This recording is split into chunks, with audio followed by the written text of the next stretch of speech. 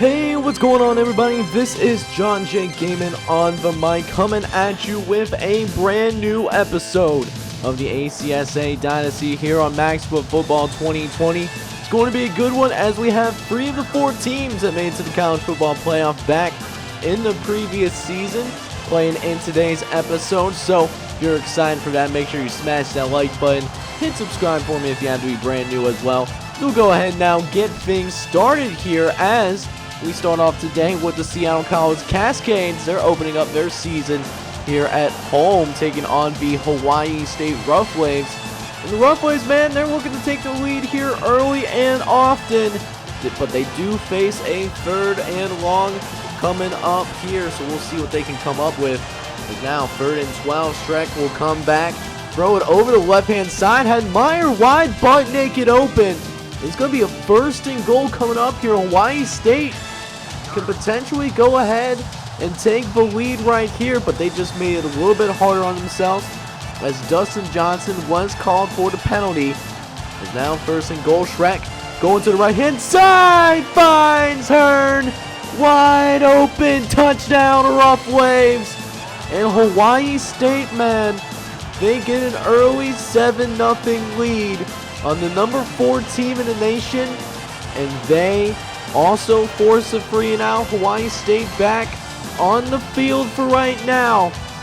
The Rough Waves, if they can score here, what an upset alert that would be ringing in the halls of the ACSA everywhere. Shrek will throw over the middle once again, but that is for an incompletion though. So Hawaii State facing that 3rd and long now. Shrek dropping back, and he'll go ahead, run it over the middle as well. We're going to pick up the 1st down here on top of that.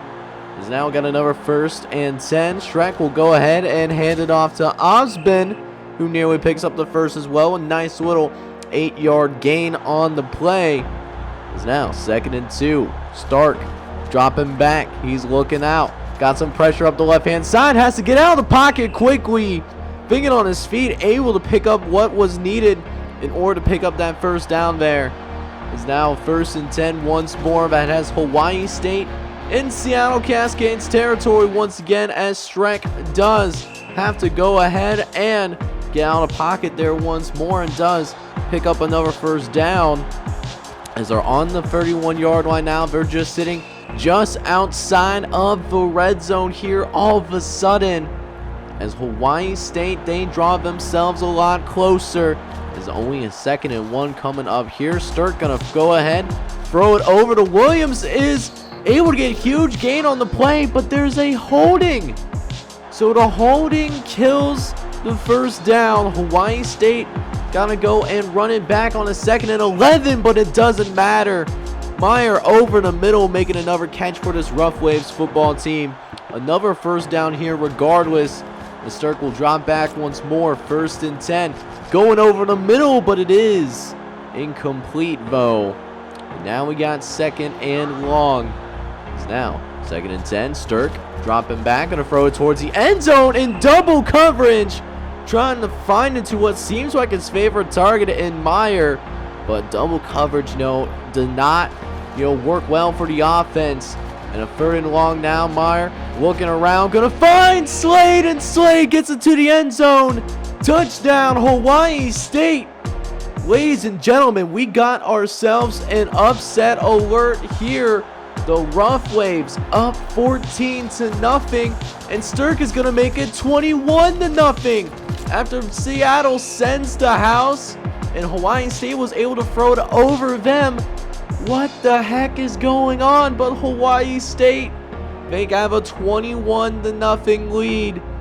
Seattle College in serious trouble right now. They have to get that offense going here, because they are certainly now put on upset alert. As Christian Sutton looking to change things real quick. Throw it to the left-hand side. Find Harper down the sideline. Gets tripped up at about the 40-yard line. It's the best gain of the day so far for the Cascades. It's now 1st and 10, following the long pass. Going to try it again, has a man, but overthrows him. That was going to be 6 points. He was wide, butt naked open. as the great Param Crow would always say. But because it was overthrown, missed opportunity here potentially, as Seattle will have to try to run it back. As we go back to a few plays later now, 2nd and 8, Anderson going to try to run up the middle of the field and find some good running space in order to pick up the first down, setting up a 1st and goal for the Cascades, as Sunt will look around once more, going to try to run it into the end zone himself. Could be just a few yards shy, but still a solid game for Christian Sunt. As now 2nd and goal now, Sunt will drop back once again. We'll see if he runs with it though. Actually finds a man in Heeman, who gets it into the end zone. Touchdown Seattle.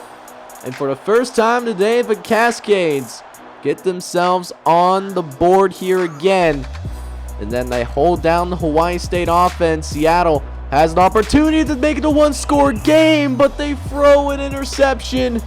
And now it's Hawaii State with an opportunity not only to take the lead, but you can also at the same time here go ahead and get some momentum before you go into the locker room.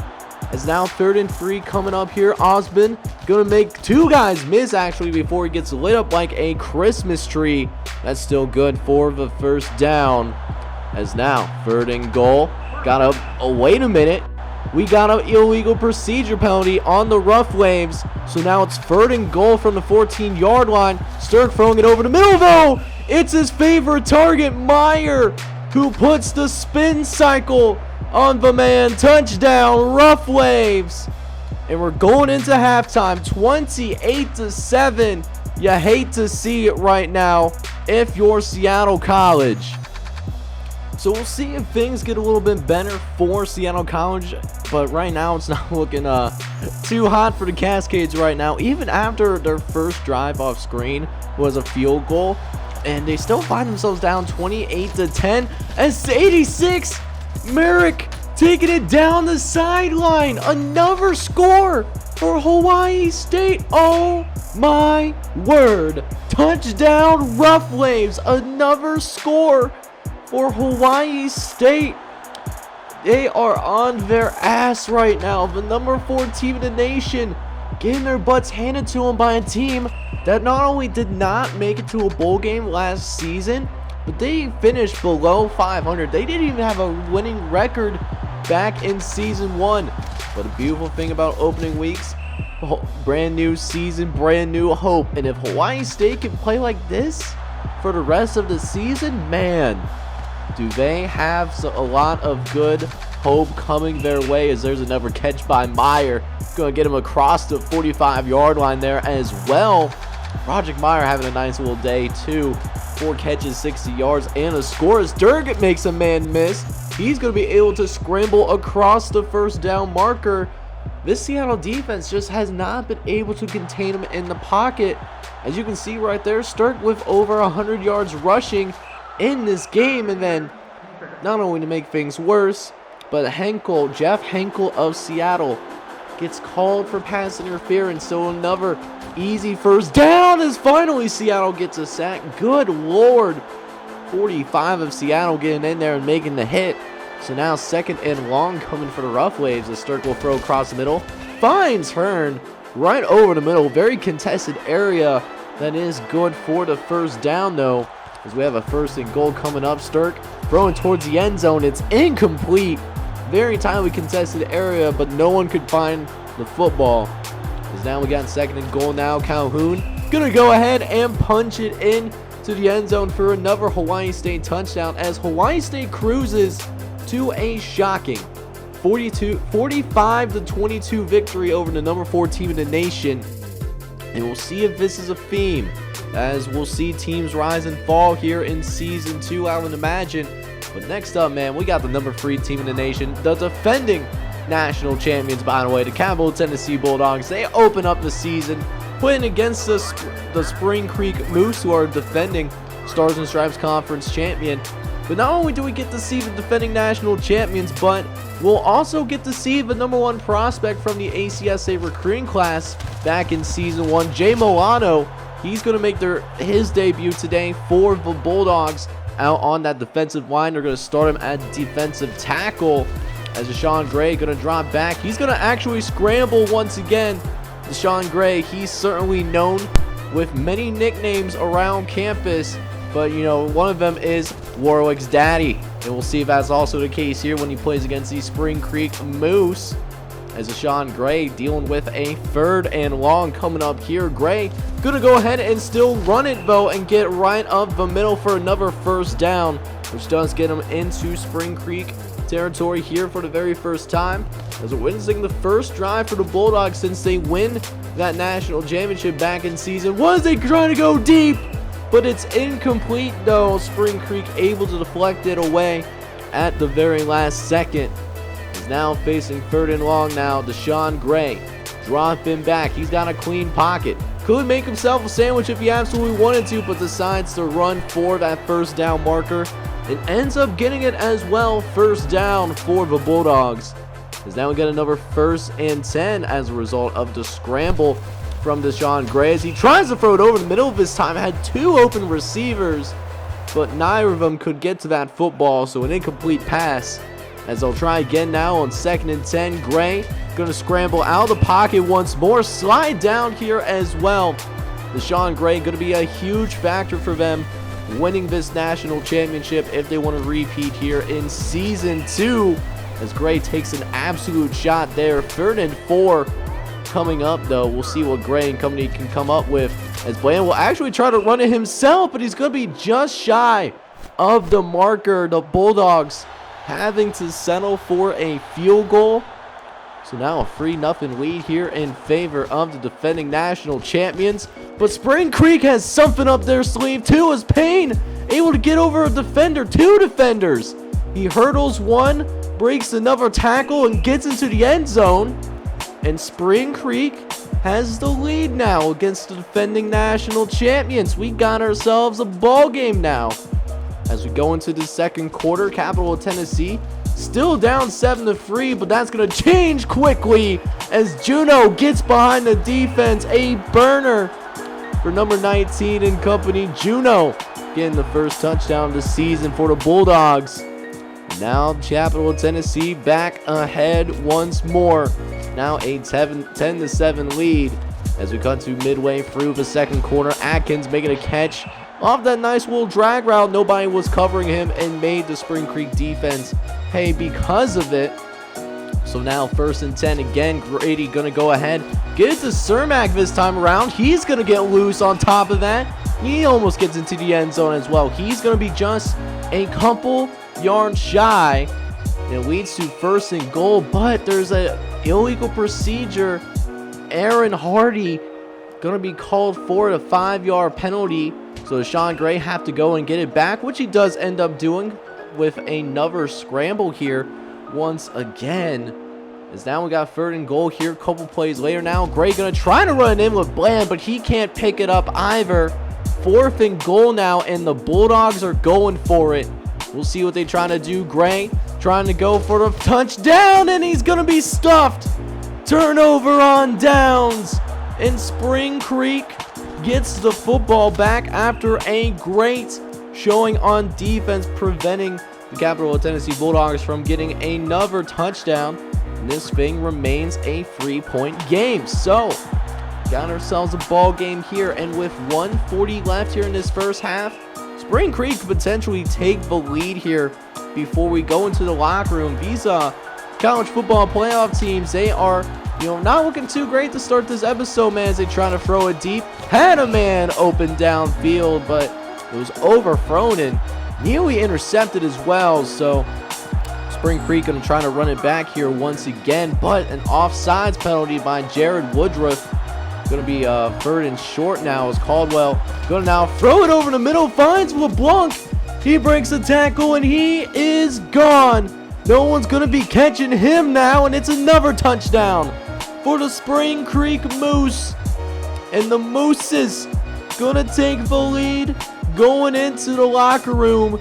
And all of a sudden, we have another upset alert here, guys. Are we going to see 2 upsets of top 5 squads in the same episode?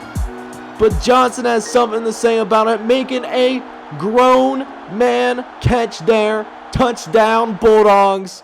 The lead is back, and they're also going for 2 points on top of it. Deshaun Gray dropping back. He's got all the time in the world. Gonna go ahead and just run it himself. Untouched, by the way. Picking up that 2-point conversion. As now we got 1st and 10 once more. We got 92 going offside. Derek Lewis going to be called for it. So now 1st and 5 for Capital Tennessee. You want to not do that if you're the Bulldogs.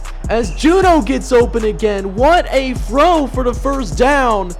Oh, if Juno wasn't pulled out of bounds, though, he would have had 6 more points. But instead, still a great long completion for Deshaun Gray and company.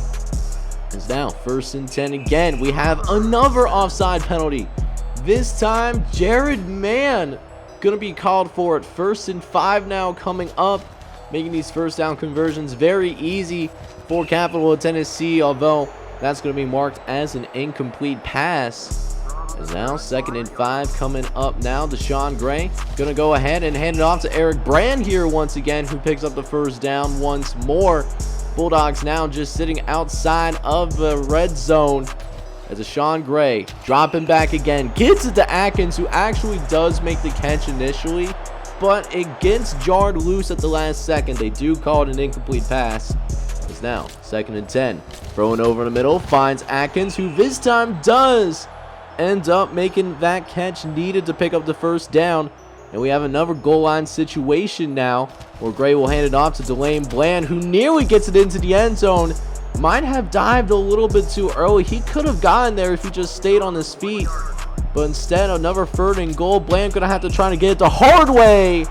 And this time, he was successful in finding the end zone. Touchdown, Bulldogs. Capital Tennessee now making a 2-possession game for the very first time today. As the Moose will try to respond here, trying to get it back to a 1-score game. As what a catch by Terry, able to pick up the 1st down. Spring Creek back in business, baby.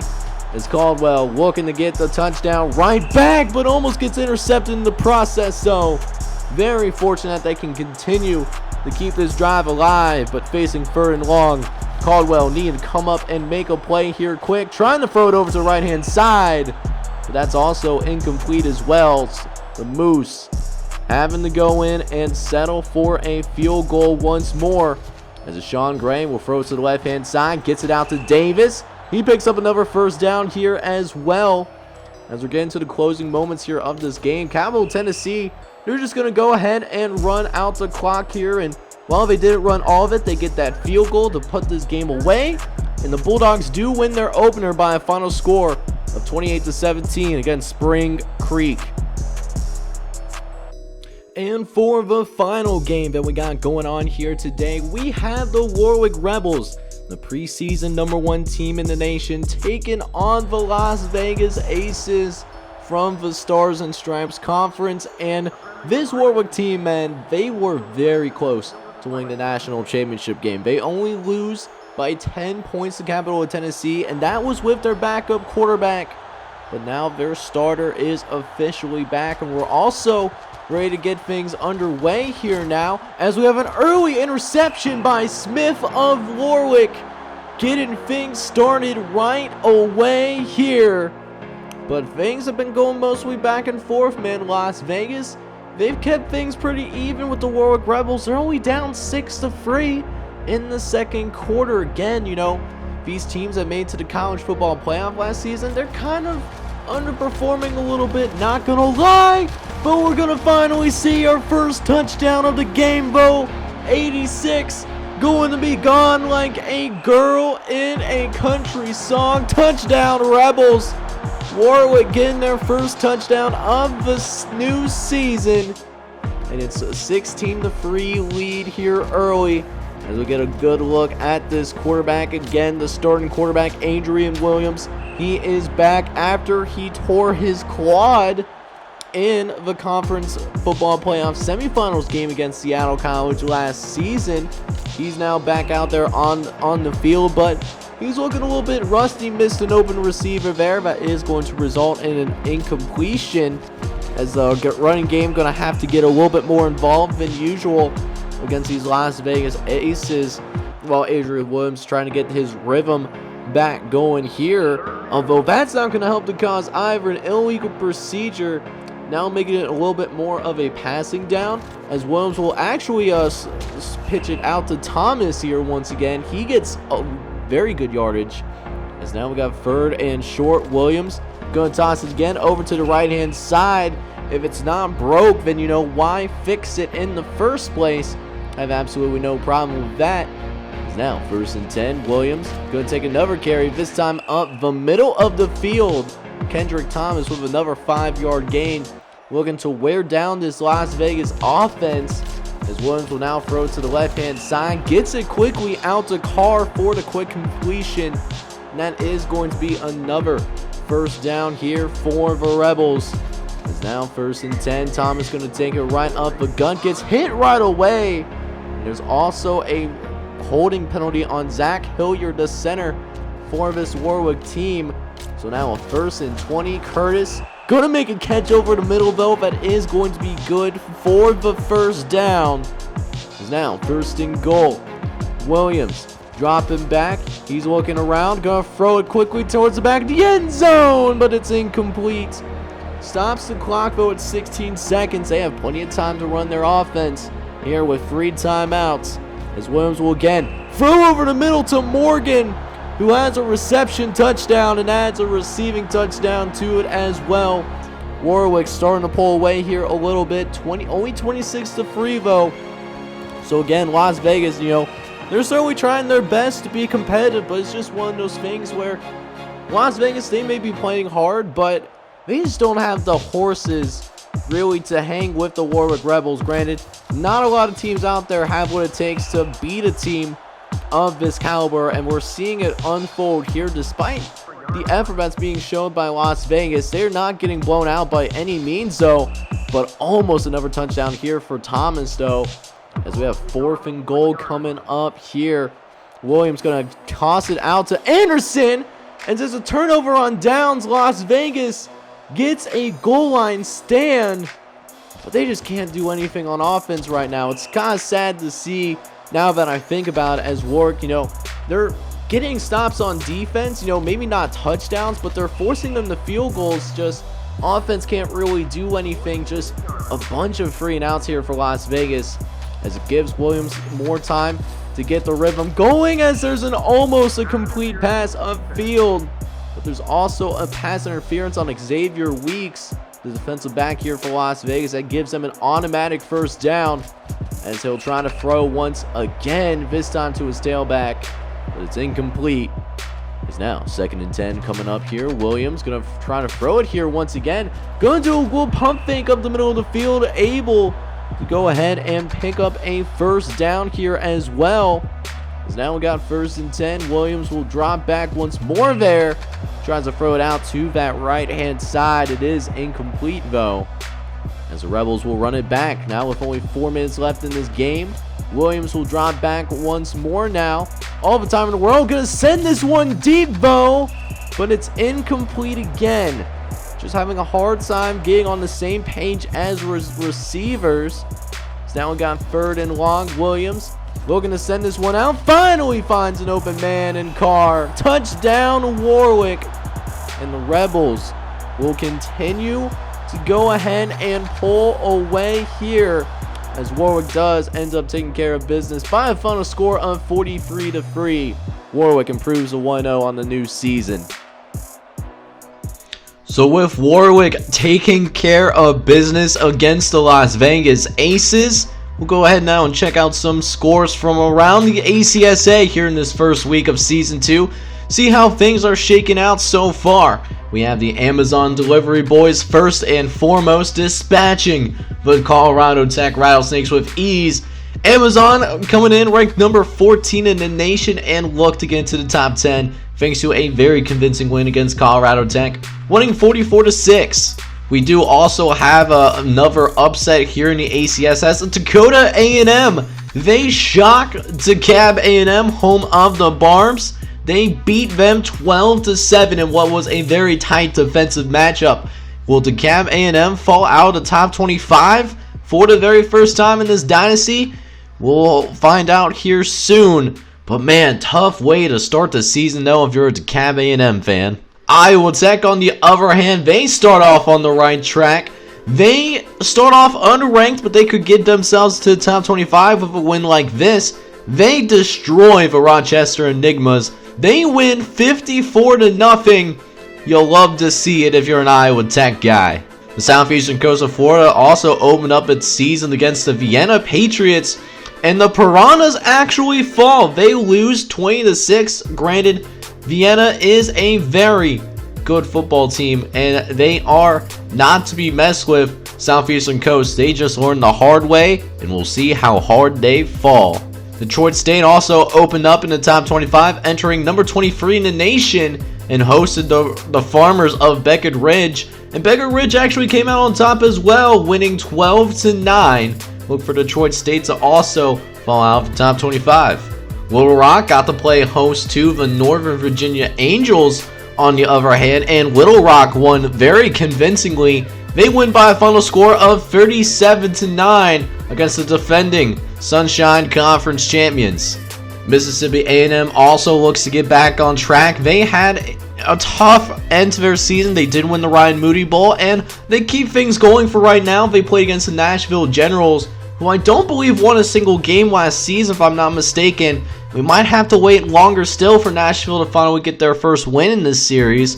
The Mississippi A&M Vipers dispatching the Nashville Generals 38-3. In other words, Central Georgia A&M, they had a little bit better of an opening game than they did in Season 1. They played against the University of Texas in Rio Grande Valley and shut those guys out. Central Georgia coming out on top, winning 45-0 against the Stars and Stripes Conference opponent. Coastal Alabama, trying not to be outdone, played host to Southwestern New Mexico, and Coastal Alabama comes out on top as well, winning 31-3. No problems for this Coastal Alabama football team in its opening week. The Sabio Dream also, coming off of a bowl win against Iowa Tech in the previous season. The Sabio Dream, they hosted the Lynchburg A&M Patriots, and the Dream continues to dream on even here in Season 2, winning 33-3 against the Sunshine Conference opponent.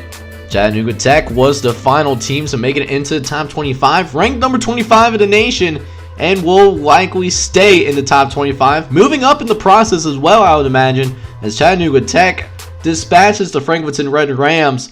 Chattanooga Tech winning by a final score of 52-3. The Charlotte State Kings, who were in the preseason top 25, but because they didn't get to go to a bowl game, their expectations are a lot lower. That being said, though, the Kings of Charlotte State, they dispatched the Northern Virginia State Wolves, winning 36-6 in their opening matchup. Herbert Hoover also starts the season off ranked number 18 in the nation and try to contain the Mamba mentality from the Philadelphia Tech Black Mambas, and managed to do so successfully. Herbert Hoover winning their opening matchup against Philadelphia Tech 20-6 in their opening matchup here at home. To keep things going, meanwhile, in the Atlantic Shore Conference, the South Carolina Tech Engineers, who did not get to go to a bowl game last season, they played the Southeastern A&M Raiders. And South Carolina Tech, they're off to a fantastic start. They win 47-7 against Southeastern A&M here at home. In the last game that I wanted to talk about, A.J. Moore Academy, they played host to Virginia Coastal, who could still very well be a dark horse to win the Sunshine Conference, but they didn't show it here in Week 1. They lose on the road to A.J. Moore Academy, losing by a final score of 39-7. A.J. Moore getting off to a very nice start here. So next episode, what I am going to have for you guys here today, we got a matchup between the Virginia Christian Saints, ranked number 21 in the nation, going up against the University of Alabama Hoover, who starts the season ranked number 12 in the nation. Gonna be some ACSA primetime action that will be dropping as a premiere. So I hope I see you guys there. And then if you also enjoyed today's episode as well, do me a favor and smash that like button. Hit subscribe. You have to be brand new as well. And hit me up in the comments as well what you think of the game action for today. Meantime, though, this is John J. Gaming on the mic, signing off. And I hope you all have a good one. Take care, everybody.